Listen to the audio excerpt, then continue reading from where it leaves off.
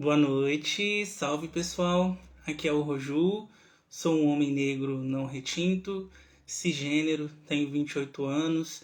Meu cabelo tá um crespo castanho, cacheado, de tamanho médio, uso óculos de grau em formato redondo, tenho a barba curta, tô vestindo uma camiseta cinza, atrás de mim tem uma parede neutra com nichos afixados em exposição. Nesses nichos contém livros e outros objetos também. E, bom, primeiro eu gostaria de começar essa live de hoje registrando aqui os parabéns para um amigo, camarada, que é o Luiz Gustavo. Luiz Gustavo, que ele é um militante revolucionário, socialista, milita aí na CST. Eu quero dedicar, inclusive, essa live hoje para o nosso amigo que está aí ficando jovem há mais tempo. Então, deixo aqui um beijo grande para ele. Estou com saudade de vê-lo, encontrar com ele.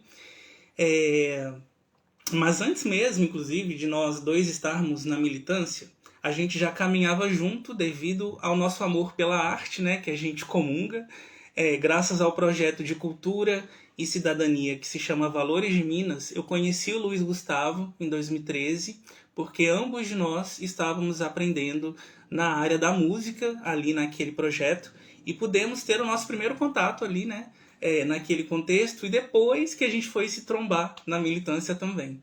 Então, meus parabéns, Luiz, muitos anos de vida, muita saúde, alegria, muitas conquistas nessa vida e que a gente possa ter muita luta compartilhada aí, meu amigo e companheiro. Além disso, um outro registro que eu gostaria de deixar aqui é que no dia 4 de setembro de 1970, o social-democrata com inspirações socialistas Salvador Allende foi eleito presidente do Chile, por meio de uma frente de esquerda nas eleições. Ele levou a cabo tarefas democráticas fundamentais para o país naquela época, como a nacionalização de setores importantes da indústria e também a reforma agrária. O governo progressista do Allende sofreu um golpe em 1973 pelo Augusto Pinochet, que instalou uma ditadura militar, né, sanguinária no Chile por muitos anos. Ele não sofreu resistência por parte do Allende, que morreu, inclusive, no mesmo dia em que a ditadura foi instaurada no Chile. E a via chilena do socialismo, né, que ficou conhecida, no qual foi defendida aí pelo governo do Allende, embora defendia uma ideia de um marxismo que fizesse uma transição pacífica ao socialismo sem revolução, o que para nós que somos marxistas revolucionários não faz nenhum sentido, sobretudo porque nós não coadunamos, né, com políticas de frentes populares e de alianças com as burguesias.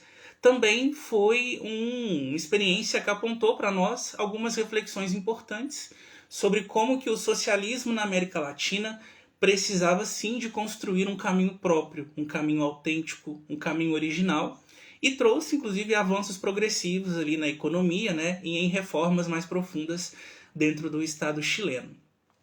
E aí, trazendo aí, né, dito todos esses registros aí, bora para o tema de hoje. Hoje nós damos sequência com mais uma pessoa convidada para as nossas conversas sobre eleições e conjuntura. E hoje nós teremos o primeiro quadro de Belo Horizonte que vai participar aqui desse quadro. O título da conversa é: existe alternativa possível entre a extrema-direita e a frente ampla? Esse é o nosso tema principal de hoje, e para conversarmos sobre isso, hoje nós recebemos aí a convidada, que é a Andressa Rocha. A Andressa, ela é candidata a vereadora em Belo Horizonte, militante feminista e revolucionária da CST, Corrente Socialista das Trabalhadoras e Trabalhadores, e também é professora da Rede Estadual em Minas Gerais. Então chega de delongas, vamos para o início dessa conversa. Eu vou chamar aqui a Andressa para entrar, só um instantinho. Vamos ver se ela recebeu. Acho que sim. Oi. Olá! Oi, Roju. Boa noite, tudo bom, Andressa? Como é que você tá? Tudo ótimo. Tudo bem, e você? Tudo certo, muito prazer em estar podendo conversar com você. Você topa fazer uma audiodescrição sua, Andressa? Claro, claro. Eu que agradeço pelo convite, primeiramente, e para fazer uma uma autodescrição minha, eu sou Andressa, né? Sou uma mulher cis, bissexual. Hoje estou com os cabelos soltos, meu cabelo é crespo, na altura do ombro. Estou sem meus óculos hoje, tenho piercing, tanto no nariz quanto na boca. Estou usando uma camisa roxa da CST e na parede ao fundo tem a bandeira da CST roxa também. Ah, legal demais, valeu aí. E Andressa, eu queria que você, antes da gente começar a nossa conversa, se apresentasse um pouco mais, sobretudo para quem está entrando aqui e não te conhece, para você falar um pouco mais sobre a sua trajetória pessoal, mas para além também disso, falar um pouco sobre a sua caminhada na militância, falar um pouco mais sobre você para as pessoas te conhecerem. Claro, claro. O Roju já tinha me apresentado inicialmente, né? Eu sou Andressa, eu sou militante da CST, Corrente Socialista de Trabalhadoras e Trabalhadores. Eu comecei a minha militância ali no final do ensino médio, saindo ali do ensino médio, ingressando na universidade, eu comecei a minha militância desde então, desde sempre, na CST, e desde então tenho atuado nas pautas dos movimentos sociais, nas pautas dos movimentos de mulheres. Hoje eu sou professora da rede estadual aqui em Minas Gerais, e então a educação ela tem sido um dos pontos de batalha, de luta contra o governo Zema bastante importantes e fortes nesse momento, além da construção das mobilizações feministas na cidade, que são fundamentais para nós mulheres, nós pessoas LGBTQIA+, são pautas bastante importantes. Como eu falei, né, desde sempre eu milito na CST, tenho construído essas pautas, já são aí quase, na verdade já são mais quase 10 anos de militância, quase 10 anos de atuação, e agora eu me encontro como candidata a vereadora aqui em Belo Horizonte, como uma forma de disputar esse espaço, colocando as pautas que nos são caras, as pautas que são fundamentais para nós, enquanto mulheres, enquanto trabalhadoras, enquanto trabalhadoras. E aí a gente está nessa batalha aí, iniciando esse processo que culmina, né, aí de um processo de muitas lutas que vão sendo construídas ao longo de ao longo de todo o ano, ao longo de todos os dias. É muito bom poder saber um pouco mais da sua trajetória, né? Eu mesmo não sabia muito, então acho que foi legal até para conhecer você melhor. E aí, Andressa, o que eu queria começar para a gente poder conversar um pouco é falar um pouco sobre uma leitura política que eu venho fazendo, em diálogo, inclusive, com diversos camaradas de luta há um tempo, que é uma leitura de que nós convivemos com um processo de falência da nova república, do consenso com a política de coalizão, de conciliação de classes, e eu vejo muito 2013 como um demonstrativo. Apesar de ser um fenômeno político de muitas camadas, muita coisa ali estava acontecendo na rua, mas eu também vejo 2013 como um demonstrativo de uma resistência contra o avanço do neoliberalismo no Brasil.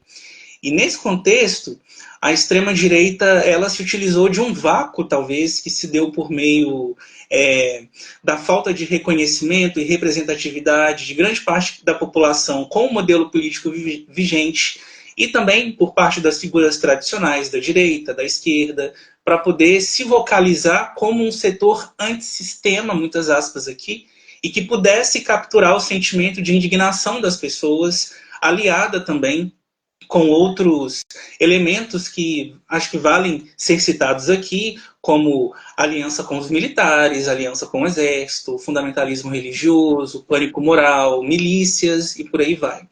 E a extrema-direita ganhou muita força se projetando dessa forma, inclusive negando instituições da própria democracia liberal burguesa, aqui no Brasil, por exemplo, se propondo a intensificar um projeto de vigilância, de militarização da nossa vida, de repressão aos movimentos sociais e defendendo uma gestão política pautada no medo e na violência. E eu queria que você comentasse nesse início da nossa conversa o porquê que você acredita que a extrema-direita conseguiu de forma tão profunda se entranhar na vida social e se conectar mesmo com tantos setores da sociedade, tanto setores médios como também setores mais empobrecidos. Como é que a gente pode, a partir da sua visão, da visão da CST também, entender esse fenômeno no Brasil e em Minas Gerais também? Certo. Então, Roju, para entender, pensar um pouco sobre o cenário da extrema-direita aqui no nosso país, e fazendo um recorte em Belo Horizonte, por exemplo, eu acho que a gente pode pegar alguns dados da última eleição, da eleição de 2022. Se a gente analisa a última eleição, a extrema-direita ela tem ali um enraizamento de cerca de 30% do eleitorado brasileiro. E se a gente vai analisa em Belo Horizonte, na região oeste, por exemplo, as zonas eleitorais da região oeste, onde inclusive se votam os eleitores do Cabana, região ali que o Nicolas Ferreira inclusive reivindica, quem ganhou naquela região ali foi o governo Lula. E se a gente vai um pouco mais a fundo sobre, sobre esse avanço da extrema-direita, eu acho que a gente precisa tentar buscar motivos e buscar razões. Eu acho que pegando esse dado de que a extrema-direita ela tem 30% do eleitorado, dá para a gente ter uma noção que é um espaço de disputa. E nós, da CST, tanto eu quanto a CST, o que a gente caracteriza é que o que prima hoje é um voto contra aqueles que aplicam os ajustes, contra aqueles que estão aplicando os ajustes contra a classe trabalhadora. Hoje, nacionalmente, quem governa é a Frente Ampla, é o governo do Lula-Alckmin, que a nível nacional é quem está aplicando os ajustes contra a classe trabalhadora. E se a gente for elencar e enumerar alguns desses ataques, a gente pode citar, por exemplo, a não revogação das contrarreformas trabalhista e previdenciária. A gente pode elencar, inclusive, a privatização do metrô de Belo Horizonte, que hoje a gente está vivendo aí as penúrias do que é a privatização do metrô aqui na cidade. A gente pode elencar, inclusive, o reajuste zero para os trabalhadores federais, que estiveram em uma importante greve esse ano. Fora isso, a principal medida de ataque econômico que o governo Lula tem, o governo Lula-Alckmin tem contra a classe trabalhadora, é o arcabouço fiscal. Então, se a gente pega esses pontos, a gente percebe que são uma série de ataques que vão de encontro ao nível de vida dos trabalhadores, vai de encontro a como essas pessoas conseguem compreender a realidade. E pegando outros aspectos, por exemplo, Bolsonaro, ele é o primeiro da história a não ser reeleito. Nos Estados Unidos, o Trump também não é reeleito. A gente tem casos emblemáticos como a França, como a Inglaterra, que foram derrotados, que a extrema-direita foi derrotada. E aí eu acho que é importante a gente pegar esses pontos, porque nós, a CST, nós acreditamos que não necessariamente grande maioria desses trabalhadores que em algum momento votam em candidatos da extrema-direita que tenham um acordo fechado das pautas econômicas, seja das pautas identitárias. A gente acredita que esteja mais esse caminho de ter um voto contra aqueles que estão aplicando o ajuste. E nós acreditamos que é fundamental fazer esse debate de forma aberta, de forma clara, porque não dá para governar para os patrões e para os trabalhadores. Nós acreditamos que o governo, a gente tem que governar para os trabalhadores. E se a gente tenta conciliar esses interesses, quem sai perdendo é a classe trabalhadora, e isso se concretiza nos ataques que a gente vai sofrendo, que tem esses que eu citei, e que se a gente, ao desenrolar da live, com certeza a gente vai conseguir enumerar e elencar vários outros. Então, eu acho importante a gente partir pegar um pouco dessa análise também, de que não necessariamente a extrema-direita se avança de forma ideológica, de forma de ter um acordo com o problema econômico, mas tem a ver com isso também, né? De que votar contra aqueles que nos atacam e, no geral, tem outros pontos também que a eleição não de fato reflete a realidade, né? A eleição ela tem ali um aspecto distorcido da realidade. Quem ganha a eleição é geralmente quem investe mais, quem aparece mais, e o principal que a gente avalia é isso: voto contra aqueles que estão aplicando ajuste contra a classe trabalhadora. Eu acho que você faz uma análise muito interessante e você, inclusive, traz um ponto muito interessante também para a gente colocar na nossa análise, na nossa reflexão. que é justamente entender que a gente entender qual que é os motivos, as razões, os fundamentos que estão por trás desse avanço da extrema-direita no Brasil, inclusive no mundo, não é só a gente entender como essa extrema-direita se articula, se organiza, se estrutura, isso também é um fator importante, mas também passa por a gente entender quais são as políticas e prioridades que a esquerda está priorizando a partir da sua atuação política, né? Então, entender o quanto que as políticas de conciliação, as políticas de continuidade do neoliberalismo, políticas de ajuste fiscal, de arroxo, essas políticas elas também constituem base para expandir o terreno de atuação de uma extrema-direita. Isso também é importante para a gente entender que não é só o lado de lá que tem mérito, mas é também a política de conciliação, a política de traição que acontece do lado da esquerda, do campo progressista, que também precisa estar no nosso panorama de análise, né? E aí, pensando no nosso contexto de Belo Horizonte, nós estamos enfrentando para esse cenário uma situação bastante caótica, pensando no contexto eleitoral. E aí eu faço uma análise bem pessimista do nosso cenário, quero até saber se você vai concordar um pouco com essa análise que eu tenho feito, que é justamente assim, eu acredito que a possibilidade de nós termos um segundo turno com uma direita conservadora, que represente o populismo penal, apoiada pelo Novo, inclusive, né, como no caso aí do Tramonte, e uma extrema-direita bolsonarista, é algo muito grande, muito relevante aí no campo das possibilidades, assim. Nós temos aí uma candidatura de centro-esquerda, como a da Duda, e a gente também tem a Frente Ampla, encabeçada pelo PT e pelo PSOL, que estão tentando responder a esse processo. Mas elas não são, ao mesmo tempo, entendidas como uma alternativa real e acabam encarando também uma certa resistência por parte de vários setores da sociedade nesse cenário, assim. Eu queria saber de você, se você também tem um pouco dessa variação com relação às perspectivas possíveis para o segundo turno, o que você acredita que nos espera em torno disso tudo e, acima de tudo, assim, o que esse panorama eleitoral ele reflete sobre a realidade que nós vivemos, sobre a crise dentro das esquerdas também. Sim. Pegando assim primeiro sobre o panorama de um possível segundo turno. Se a gente pensa hoje em um possível segundo turno, na verdade a gente tem ainda um cenário bastante nebuloso, porque se a gente vai comparar as pesquisas, a gente tem ali a possibilidade de 5 cenários diferentes, 5 candidatos diferentes que podem ir a segundo turno. E aí eu queria começar pegando quando a gente fala de um possível segundo turno, dessa disputa do Tramonte e do Bruno Engler. Eu acho que uma das coisas que a gente pode pegar daí é, primeiro, de que a direita, a extrema-direita, ela não sai organizada em torno de um único candidato. Tem mais de uma figura que faz essa disputa. E quando a gente faz a análise desses dois candidatos, eles apresentam ali discursos, de certa forma, bem moderados. Inclusive porque eles querem ser dialogáveis com os setores, com os demais setores, querem ter ali um discurso palpável para ganhar apoiadores, para ganhar mais espaço ali na disputa.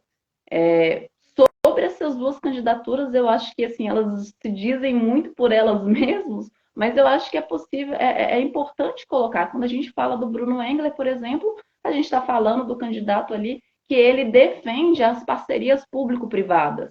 Quando a gente pega o Tramonte, é o Tramonte que tem ali o intuito, tem o interesse de privatizar a educação em Belo Horizonte.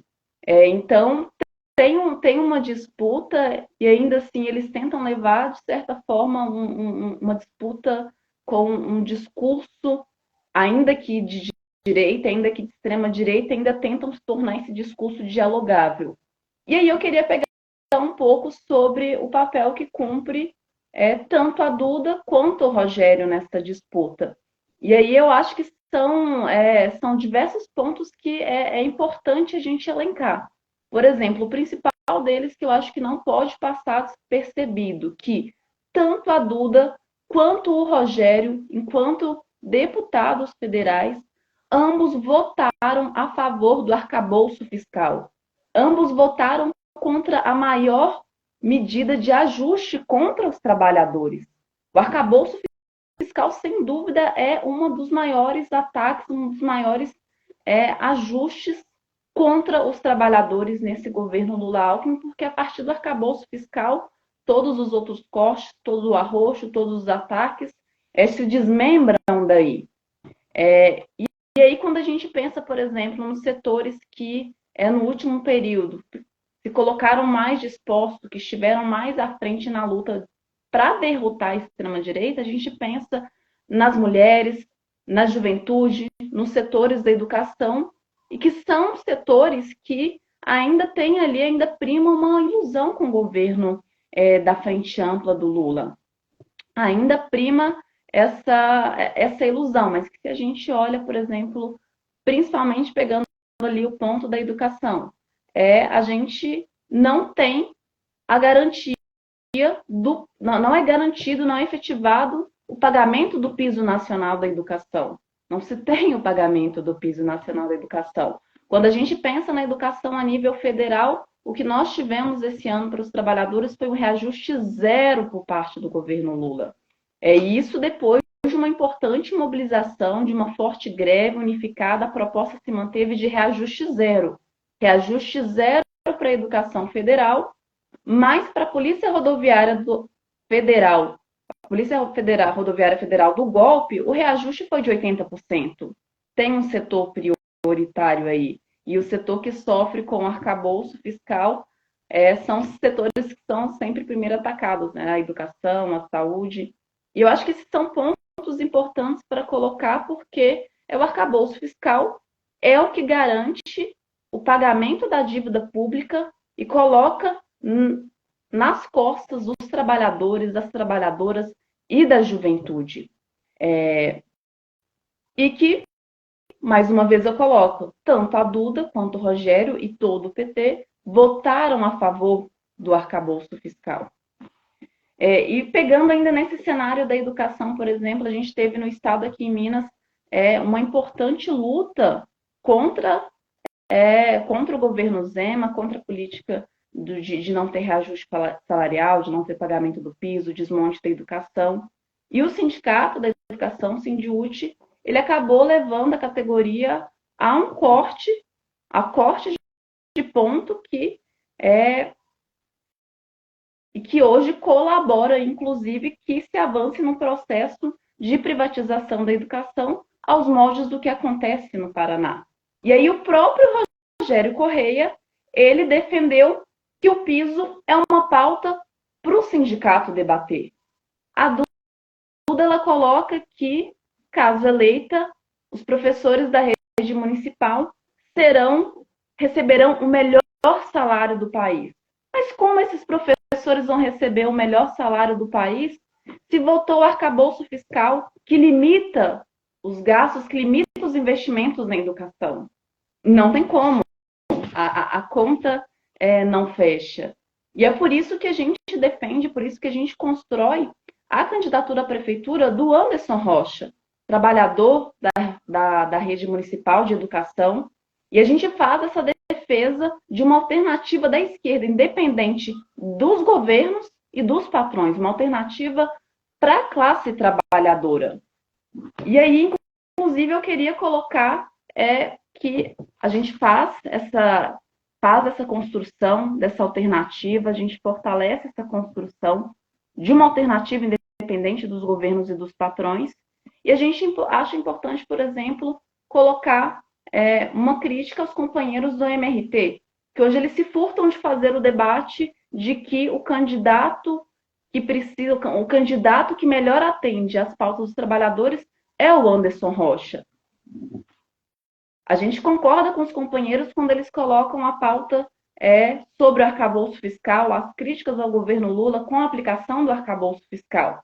Mas, por outro lado, a gente não pode, quando a gente faz essa disputa na eleição, a gente não pode deixar o voto aberto à prefeitura, setores da educação, setores da juventude. Votar no Anderson é votar num projeto de independência dos governos, é votar nessa alternativa que a gente está falando, uma alternativa que é independente dos governos e dos patrões, que não é a frente ampla e também não é a extrema-direita, não é o bolsonarismo. E aí, infelizmente, os companheiros eles não colocam em quem vota ficando aberto aí essa possibilidade de voto, que inclusive dá margem para que o voto fique aberto para candidaturas como, por exemplo, como a Duda ou como o Rogério, como a gente já colocou, a gente já frisou, são candidaturas que hoje, ao nosso ver, votaram no arcabouço fiscal, a candidatura do Rogério, que não defende o pagamento do piso nacional da educação. Então, a gente acha importante frisar todo esse debate, colocar de forma aberta e clara o porquê a gente não está com a extrema-direita, o porquê que os candidatos da Frente Ampla hoje não atendem às nossas demandas, não atendem às demandas dos trabalhadores, e firmar e frisar que a gente constrói uma alternativa, que a gente tem uma possibilidade de alternativa. E é por isso que hoje a gente está construindo a nossa candidatura e a gente está construindo a candidatura do Anderson à prefeitura, rumo a essa alternativa da classe trabalhadora, independente dos governos e dos patrões. Muito bom essas colocações, inclusive eu estava pensando aqui com meus botões, enquanto você estava falando, né, que por mais que a gente tenha um cenário político aí, inclusive em um possível segundo turno, onde a gente sabe, a Duda hoje aparece mais à frente das pesquisas dentro desse campo progressista, né, mais à frente, inclusive, do que a própria Frente Ampla, que tem toda uma articulação de vários partidos, mas ainda assim não conseguiu empolgar, não conseguiu encantar as pessoas com a sua proposta, que na verdade é mais do mesmo. Mas ainda que esses projetos, o próprio projeto da Duda, tenha diferenças políticas importantes de serem colocadas com relação aos projetos da extrema-direita, do populismo penal, daquela direita conservadora que também está representada nessas candidaturas, ainda que se diferencie desses projetos, dessas candidaturas, nós não podemos nutrir ilusões com esses projetos, que são projetos que não fazem enfrentamento real com os interesses das classes dominantes na nossa cidade. Não defendem abertamente um projeto de emancipação real da classe trabalhadora e dos setores oprimidos, né? E de defesa da natureza que rompa com o modelo de sistema que está destruindo a nossa natureza. Então, eu acho que é muito importante a gente ter essa compreensão que mesmo que essas candidaturas possam cumprir debates importantes, diferentes do que as candidaturas de extrema-direita colocam, eles são insuficientes. São insuficientes porque a gente tem como prioridade de construção, como centralidade na nossa luta mesmo.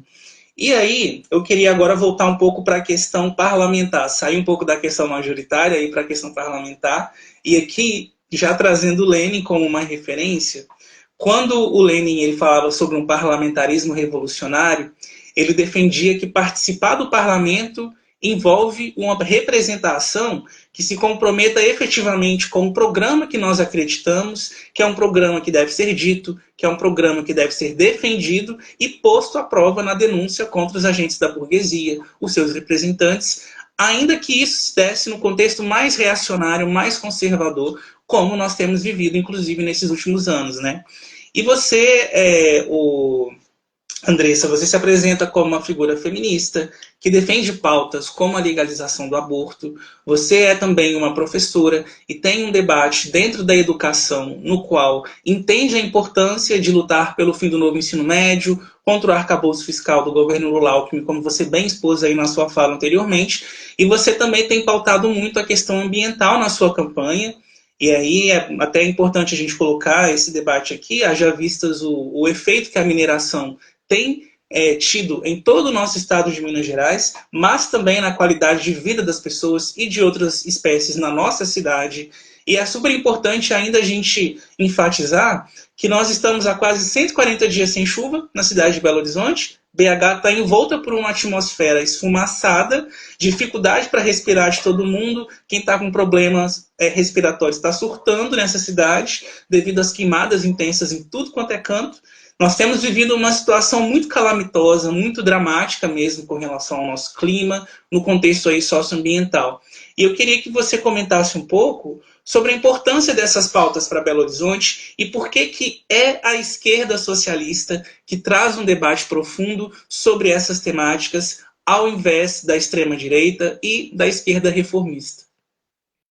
Sim, eu acho muito importante nós, enquanto militantes socialistas e revolucionários colocar essas pautas, tanto da pauta do feminismo, da educação, do socialismo, do meio ambiente, são pautas que para nós são muito caras e que são constantemente atacadas, seja ideologicamente, seja economicamente, porque são áreas que constantemente recebem cortes e cortes sem precedentes, são áreas que são duramente atacadas.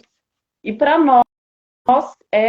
nós da CST, enquanto construímos essa candidatura, enquanto encampamos essas lutas de todas essas pautas, a gente acha que o diferencial da gente estar disputando esse processo das eleições é a gente colocar, é a construção da luta de cada uma dessas pautas. Não só nesse período, nesse pequeno período que passa rápido, mas a construção dessas pautas que são importantíssimas no cotidiano, no dia a dia, e é o que, não só aqui em Belo Horizonte, a nossa candidatura se compromete a fazer, como todas as candidaturas da CST, que são todas as candidaturas de mulheres, feministas, se propõem a fazer, que é construir, estar presente, construir e apoiar cada luta em cada local que a gente esteja, apoiar e construir essas lutas. E eu acho que pega bem nisso que a gente está conversando, a pauta do meio ambiente. As nossas candidaturas da CST, ela esteve presente esse ano, há poucas semanas atrás, apoiando e ajudando a construir a greve dos servidores do meio ambiente. Esses servidores que, a nível federal, tinham pautas, reivindicavam pautas bastante importantes, como verbas, concurso para que se tenha mais trabalhadores que trabalham aí no combate, na fiscalização, na prevenção, inclusive de queimadas, que é um cenário que a gente está vivendo aqui, de queimadas, da mineração predatória. É um setor muito importante que sofre diversos ataques econômicos no quesito de cortes e que sofreu, que foi uma greve que foi criminalizada pelo governo Lula com corte de 100% do ponto. A greve ela foi criminalizada, uma greve justa e importante que nós estivemos apoiando. E eu acho importante colocar essa pauta do meio ambiente, porque quando a gente faz essa defesa da pauta do meio ambiente, quando todos os dias a gente acorda em Belo Horizonte aqui, sob um céu cheio de fumaça, sob uma nuvem de fumaças, Roju bem colocou alta temperatura, tempo seco, mais de 100 dias sem chuva. Quando a gente pega todos esses setores e a gente vem fazer a defesa do meio ambiente, é importante que a gente vá até puxe a linha de por que isso acontece. E aí a gente está falando de um setor que teve a greve criminalizada, que tem cortes constantes nessa área, e que é um setor que estaria aí trabalhando na prevenção e no combate a esses focos de incêndio. Aqui no nosso estado, em agosto, por exemplo, a gente teve uma média de 80 focos de incêndio por dia. E se a gente tem esses cortes, a gente precisa relacionar. Esses cortes acontecem pela aplicação do arcabouço fiscal, que limita os investimentos nessas áreas, que corta o investimento nessas áreas.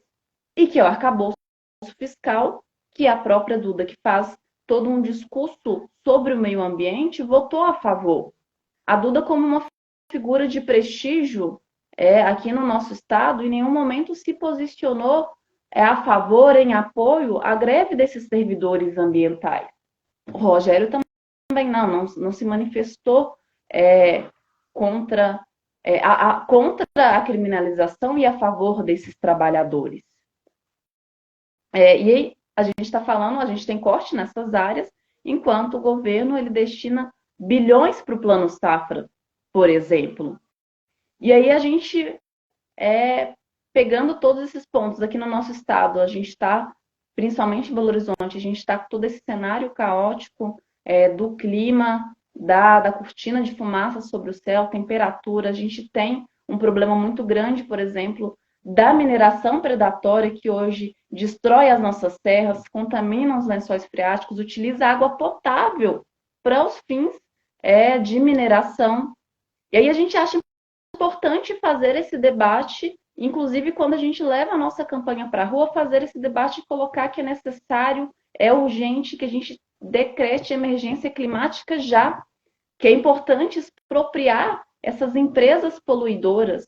É importante que essas empresas elas sejam expropriadas e colocadas sob o comando dos trabalhadores e que nenhuma verba ela seja destinada para o agronegócio. Então, toda essa pauta do meio ambiente é muito cara e a gente precisa ir a fundo. E como que a gente destina verba, como que a gente trabalha na prevenção do meio ambiente, derrotando o arcabouço fiscal, destinando, tendo dinheiro dinheiro para prevenção, para cuidar do meio ambiente, não para dívida.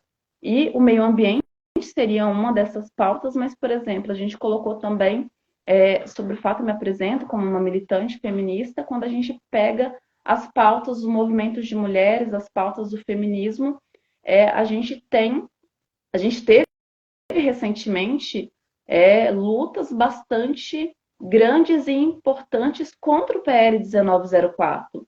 O PL da gravidez infantil, o PL do estuprador, o PL que o projeto de lei que equiparava ali o estupro, mesmo nos casos já previstos em lei, a partir da 22ª semana, com a mesma pena, com a pena maior, na verdade, do que se recebe o estuprador. E a gente teve o movimento feminista deu resposta à altura em várias cidades do país, respondeu com bastante mobilização, e nós, da CST, as candidaturas da CST, esteve presente na construção e na mobilização desses atos, porque a gente acha que é assim que se avança nas nossas pautas e derrota inclusive a extrema-direita e todo esse projeto contra os trabalhadores, na rua, com luta, com mobilização. E a gente teve importantes mobilizações, importantes atos que derrotaram o PL 1904 e que a gente segue fazendo o diálogo que é preciso avançar com essas mobilizações até que a gente legalize o aborto. A gente precisa avançar na pauta da legalização do aborto. E aí, quando a gente fala da questão das pautas feministas e a gente faz a relação com o governo Lula, com o governo da Frente Ampla, o próprio Lula, ele deu declarações que serviram de um completo serviço para o movimento feminista, para o movimento de mulheres. Quando estava no auge os debates sobre o PL 1904, a primeira menção que o Lula coloca é de dizer que é contra o aborto. E isso a gente já sabe, porque não se avançou em nada a respeito da pauta da legalização do aborto no seu governo. Sem contar uma série de outras declarações machistas, como o próprio Lula colocou uma declaração de que a do aborto é bastante problemática. Inclusive, em Belo Horizonte, a gente tem um destaque bastante importante que em um dos atos do PL 1904, o movimento feminista ligado ao PT, ligado ao Lula, quis dividir o ato, quis dividir o ato e não seguir avançando com o ato, porque o movimento feminista fez críticas duras e críticas reais e necessárias ao governo Lula, como a forma que ele se posicionou na questão do PL 1904. Enfim, essas são duas lutas assim que eu pensei que são importantes a gente colocar, mas se a gente pega a pauta da própria educação, de ter investimento na educação, de ter o pagamento do piso nacional para os educadores, que pega inclusive também, você comentou, a revogação do novo ensino médio, que é um completo desserviço aos estudantes das escolas públicas. São uma série de pautas que a gente precisa colocar como prioritárias para batalhar por elas. E aí essas candidaturas, quando a gente pega o processo das campanhas, as candidaturas, a gente tem que colocar as campanhas a serviço dessa luta, a serviço dessa mobilização.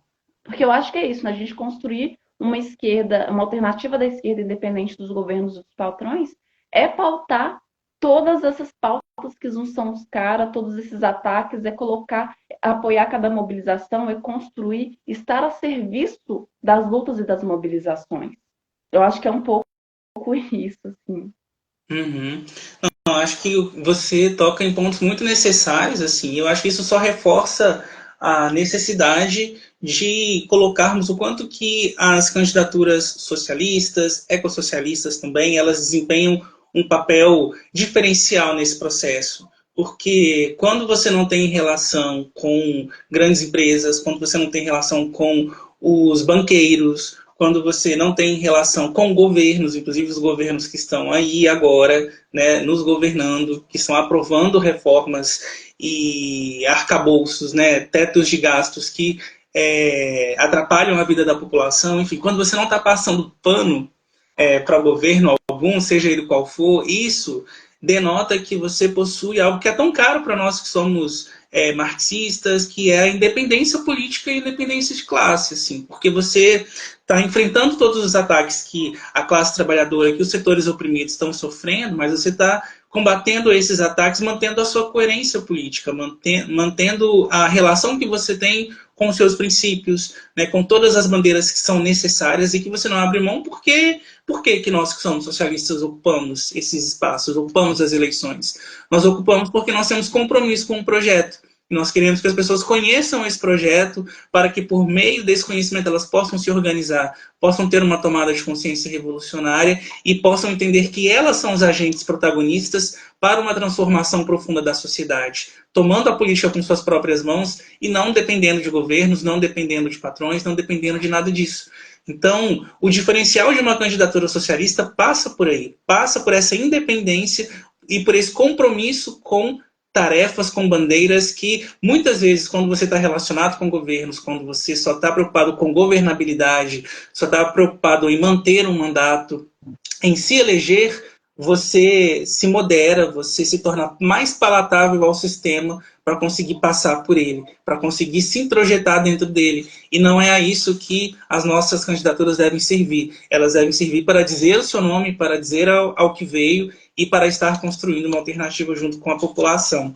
E aí acho que a sua fala ela contorna muito isso. Esse compromisso só vem quando você tem uma candidatura revolucionária, né?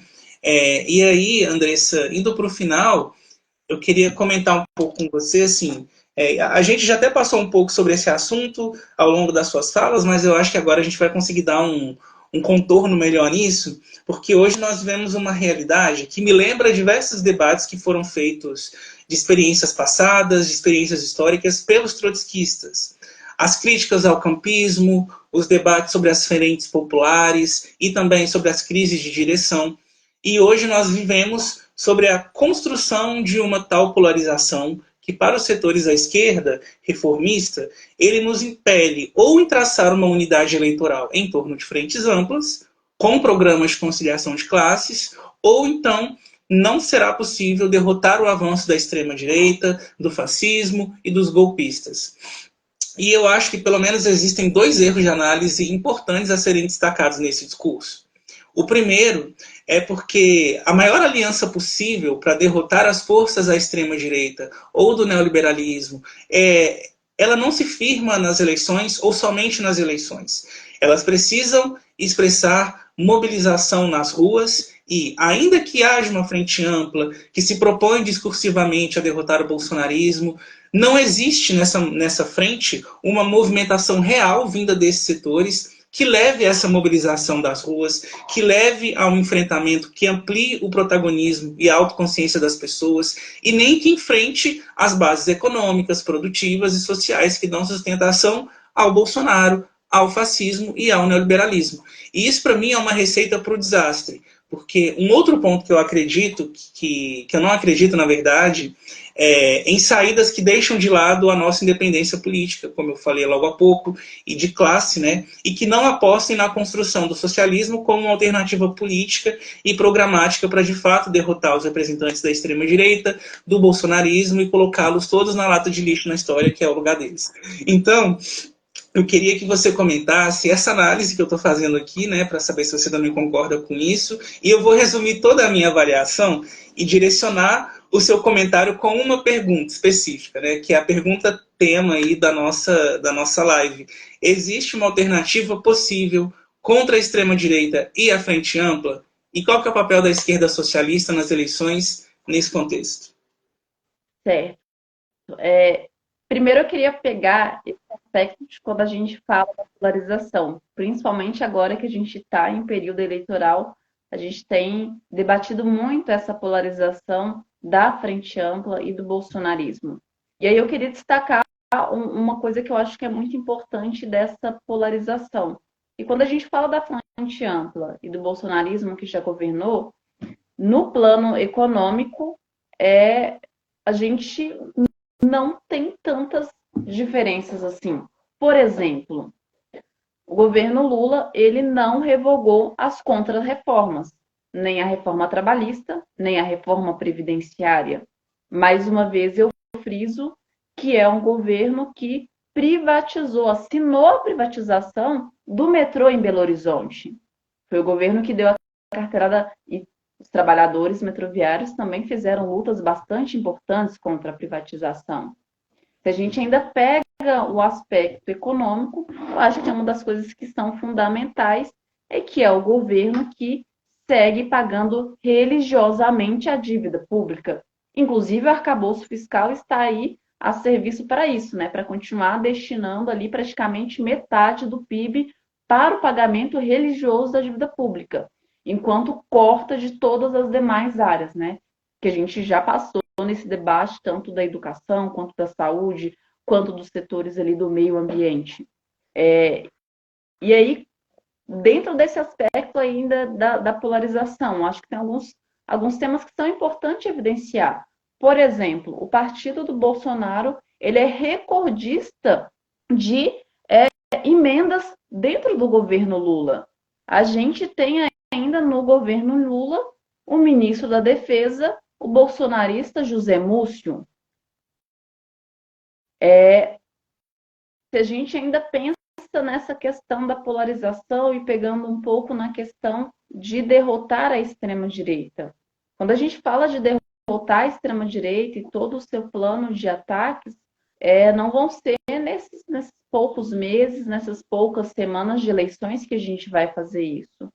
Se derrota a extrema-direita, em primeiro lugar, nas ruas, e outro ponto que eu acho que é fundamental que a gente precisa colocar para derrotar a extrema-direita é punindo, por exemplo, os responsáveis pela intentona golpista, que hoje seguem livres. O próprio Bolsonaro segue livre, sem ser responsabilizado pelos seus crimes, sem ser responsabilizado, inclusive, pela tentativa de golpe. Não vai ser agora, nesses poucos meses, que a gente elege a frente ampla e derrota o bolsonarismo. O bolsonarismo é a extrema-direita derrotada nas ruas. E, principalmente, se a gente coloca faz defesas, como a frente ampla faz, que se traduzem em ataques como arcabouço fiscal, isso não tem como ser uma ferramenta que vai destruir esse setor. E uma das coisas que eu acho mais fundamental e que é o tema da live, é que a gente acredita sim que existe uma alternativa. Existe uma alternativa que parte desse dualismo, que não é a frente ampla, que a gente debateu essa live aqui inteira, né, os motivos de por que a frente ampla não defende os nossos interesses, quanto menos é o bolsonarismo. A gente acredita que não é só possível, como é fundamental que a gente forje, que a gente siga construindo uma alternativa de esquerda independente dos governos dos patrões, uma alternativa para a classe trabalhadora. E nessas eleições, a gente aposta, isso a gente acredita que foi correta a política da gente ter uma aliança eleitoral com o PSTU e com outros setores da esquerda, com independência de classe, com independência dos governos. E quando a gente fala dessa alternativa política, é importante a gente frisar, né, que não é uma alternativa que vai estar vinculada apenas às eleições. É uma alternativa que ela tem que ser forjada, que ela tem que ser construída o ano todo em cada lugar que a gente constrói as lutas e mobilizações. Tem que ser uma alternativa que vai disputar, que vai estar ali nas lutas sindicais, disputando as direções sindicais. As políticas políticas das massas hoje, essas direções sindicais que hoje estão, por exemplo, nas mãos daqueles que aplicam brutais ajustes contra a classe trabalhadora. Essa construção dessa alternativa, ela tem que ser forjada dentro do movimento das pautas, dos movimentos sociais, que vai fazer essa denúncia de que para combater esse clima terrível, esse cenário terrível que a gente está vivendo em Belo Horizonte, com a cortina de fumaça, com alta temperatura, com o tempo seco, para derrotar nisso, a gente precisa investir nas políticas públicas em favor do meio ambiente, que passa, inclusive, por derrotar o arcabouço fiscal. Passa, inclusive, que nas pautas feministas, de que a gente precisa colocar as nossas pautas o ano todo. Essa mobilização ela tem que ser construída a cada dia, em cada local que a gente esteja. É preciso avançar em políticas públicas para as mulheres. E aí, quando a gente fala dessas políticas públicas para as mulheres, destinar verbas, a gente precisa de ter delegacias especializadas em atendimento, a gente precisa, mais uma vez eu coloco, fazer a defesa da pauta da legalização do aborto, políticas que batalhem contra o anticapacitismo, políticas que façam a defesa das pessoas LGBTQIA+, e que tenham centros de acolhimento para essas pessoas. Construir essa alternativa de independência, ela passa por tudo isso, e ela passa, inclusive, por fazer esse debate franco, esse debate aberto. A gente entende que existem setores que estão ali lutando muitas vezes por essas mesmas pautas que a gente, que ainda nutrem uma ilusão pelo governo Lula. E é importante, com bastante calma e paciência, a gente colocar também, evidenciar os fatos dos ataques. E, por exemplo, o reajuste zero aos setores federais, que a gente iniciou o ano com a greve dos trabalhadores da educação federal, que tiveram reajuste zero, posteriormente a greve dos trabalhadores ambientais, trabalhadores do meio ambiente, que tiveram a greve criminalizada. Hoje a gente tem ainda setores que entraram em greve também, setores do Correio, o INSS ainda está em greve. Esses são setores que lutam ali pela pauta do reajuste salarial e que recebem a mesma resposta, o reajuste é zero. E aí eu acho que é importante destacar, para a Polícia Rodoviária Federal do Golpe teve reajuste que foi de 80%.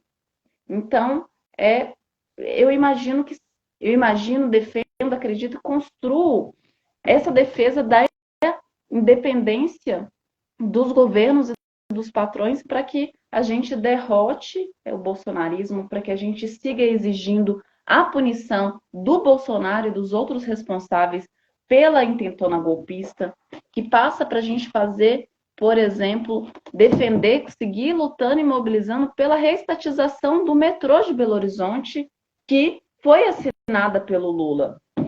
E aí, nesse momento eleitoral, o que cumpre essa alternativa, ela precisa cumprir esse papel de vocalizar essas lutas. Hoje, ainda acontece a greve dos trabalhadores do INSS. A gente tem que servir como um ponto de apoio a essa luta para vocalizar, para colocar as demandas desses trabalhadores em pauta. A gente precisa colocar e evidenciar cada vez mais que é a candidatura que vai estar a serviço das lutas.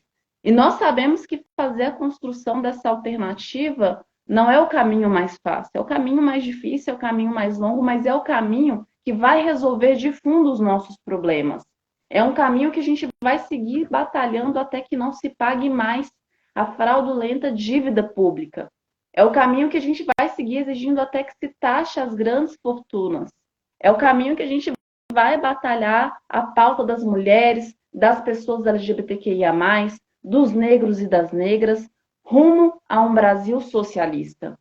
E eu acho que é por isso que é fundamental a gente construir essa política independente, construir essa alternativa e firmar todas essas pautas. E mais uma vez eu coloco que passa por derrotar o arcabouço fiscal, não pagar a dívida pública, taxar as grandes fortunas para que a gente destine verbas para todas essas áreas que a gente comentou, que precisam dessa atenção, e até que, enfim, a gente chegue a um Brasil socialista.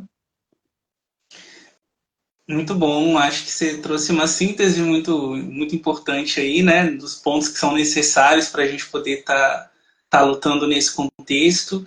E Andressa, eu queria te agradecer muito, agradecer por você ter aceitado aí estar participando dessa conversa, aceitado trazer os seus posicionamentos, é, dialogar, né, a gente poder discutir um pouco a conjuntura, esse quadro é para isso mesmo, e é para trazer pessoas que eu sei que estão comprometidas na luta, que estão fazendo um processo, uma construção política muito importante e relevante, né, e que traz questões aí para a gente poder dialogar, sobretudo na nossa esquerda radical, trotskista, que tem feito aí uma oposição, né, ao que está sendo colocado tanto com relação a essa extrema-direita, aos neoliberais, aos ultraliberais e também a essa esquerda reformista, né, conciliadora. A gente quer construir uma alternativa diferente.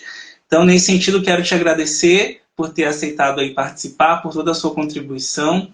Quero agradecer também a todo mundo que acompanhou, seja acompanhou partes, fragmentos, gente que acompanhou desde o começo. Agradecer muito pelos comentários de todo mundo que trouxe aí alguma contribuição. A gente foi dando uma olhadinha aqui na medida em que a conversa foi fluindo. E deixar aqui o convite para que vocês possam acompanhar nossas redes sociais, as minhas, da Andressa. Esse é um quadro que eu tenho feito toda semana durante o período eleitoral, sempre com algum quadro que está se candidatando aí ao pleito parlamentar. Então, eu tenho buscado chamar candidaturas que estão trazendo debates importantes para a gente poder fazer um diálogo que eu acredito ser necessário. Assim. E aí eu vou passar a bola aqui para a Andressa poder se despedir de todo mundo, deixar o recado final dela e depois a gente encerra a nossa live. Fique à vontade.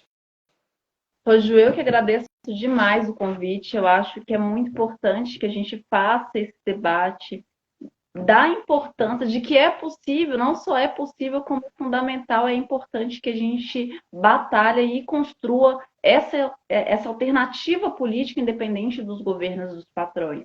Eu queria também agradecer cada um que participou, que nos assistiu e convidar todo mundo a se somar com a gente nessa batalha, que hoje é uma batalha que está no campo das eleições, mas que ao mesmo tempo não se fecha isso, né? Ao mesmo tempo que a gente está fazendo esse debate eleitoral, a gente está construindo cada mobilização, seja a mobilização das mulheres, da educação, das pessoas LGBTQIA+, do meio ambiente, que nesse momento que a gente está vivendo é mais do que fundamental. Então, deixo esse convite também para cada um que está aqui se somar com a gente nessa batalha, nessa luta e seguir criando essa alternativa, forjando essa alternativa e, como eu falei mais uma vez, né, para que a gente avance nessas pautas e que a gente alcance um Brasil socialista, um Brasil que seja para nós, né, para nós mulheres, trabalhadoras, pessoas que ia mais. É isso, muito obrigada. Valeu, Andressa. Um abraço muito forte para vocês. Gente, semana que vem tem mais eleições de conjuntura, vai ter mais convidado aqui participando com a gente. Espero vocês também para estarem acompanhando com a gente. E é isso. Um beijo para todo mundo. Boa noite. E, Andressa, muita força aí nessa luta, tá? De construir essa candidatura que é importante, necessária. Eu espero que, para além de estar a questão de vamos eleger, acho que a eleição ela é importante, né? Mas que fundamentalmente você consiga trazer todo esse debate para as pessoas, que isso consiga ser dialogado, que mais pessoas possam pensar junto com você e com todo mundo, né? Com a gente, todas essas questões que são tão importantes da gente se sensibilizar. Então, um abraço muito grande, boa noite para você, até a próxima, gente.